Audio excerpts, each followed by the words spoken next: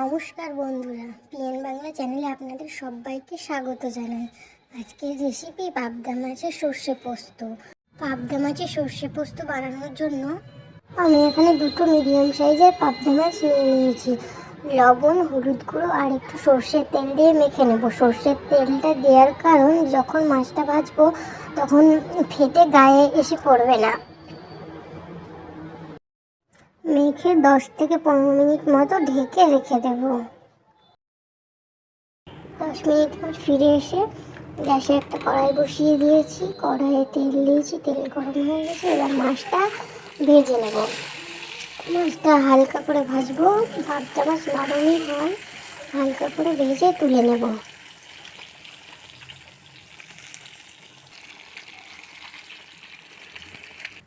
মাছ ভেজে তুলে নিলাম। এবার ওই তেলে কালো জিরে, কাঁচা লঙ্কা ফোড়নে দেবো। তারপর একটু আদা বাটা দেবো। আদা বাটাটা নেড়ে চেড়ে সর্ষে, কালো সর্ষে, সাদা সর্ষে আর পোস্ত, কাঁচা লঙ্কা বেটে রেখেছিলাম ওটা দিয়ে দেবো। নেড়ে চেড়ে টমেটো দেবো। তারপরে একটু হলুদ গুঁড়ো, লবণ, একটু লঙ্কার গুঁড়ো দেবো। দিয়ে নেড়ে চেড়ে ভালো করে কষিয়ে নেবো। হালকা করে কষাবো, বেশি কষালে সর্ষে তেতো হয়ে যাবে।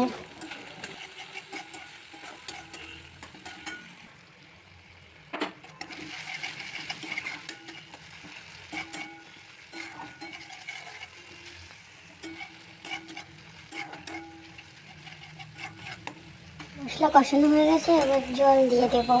দিয়ে ঝোলটা একটু ফুটে গেলে মাছগুলো দিয়ে দেব। উপর থেকে ধনেপাতা ছড়িয়ে দেবো। 5 থেকে 7 মিনিট দিয়ে ফুটিয়ে নেব। তারপর উপর থেকে চেরা কাঁচা লঙ্কা আর সর্ষের তেল দিয়ে নামিয়ে নেব। তাহলে রেডি হয়ে যাবে পাবদা মাছের সর্ষে পোস্ত।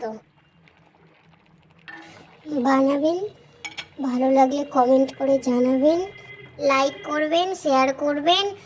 আর আমার চ্যানেল নতুন হয়ে থাকলে চ্যানেলটিকে সাবস্ক্রাইব করে দেবেন। আজ এই পর্যন্তই।